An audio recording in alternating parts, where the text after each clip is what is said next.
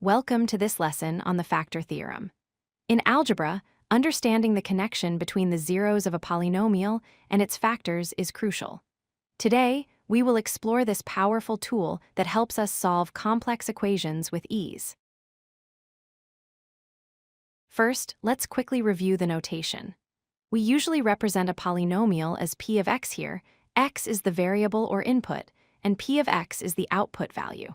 For example, if we have the polynomial x squared minus 5x plus 6, and we plug in the value 1, the result is the value of the polynomial at that point.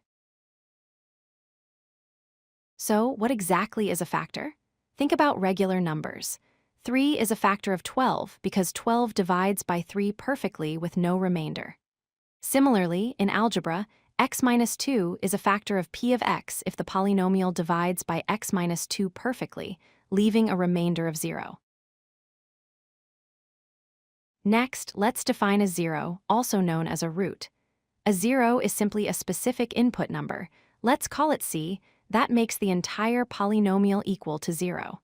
For instance, if p of 5 equals 0, then 5 is a zero of that polynomial. This brings us to the factor theorem. The first part states, if p of c equals 0, then x minus c must be a factor of the polynomial. This means if you find a number that zeroes out the equation, you have instantly found one of its building blocks, or factors. The reverse is also true. If you know that x minus c is a factor, then you automatically know that p of c equals 0. This two-way street connects the algebra of factoring with the arithmetic of evaluating functions. Let's look at an example. Is x minus 2 a factor of x cubed minus 3x squared plus 4? First, we identify our c value from the factor x minus 2, which is positive 2. Then, we calculate p of 2. 2 cubed is 8, minus 3 times 4 is minus 12 plus 4. 8 minus 12 plus 4 equals 0. Since the result is 0, yes, x minus 2 is indeed a factor. Visually, this connection is easy to see on a graph. The 0 is simply where the polynomial line crosses the x-axis. If the graph touches the axis at a number c, it means that x minus c is a factor of the equation representing that curve. Why do we bother learning this? Because it is the secret to solving higher-degree equations like cubics.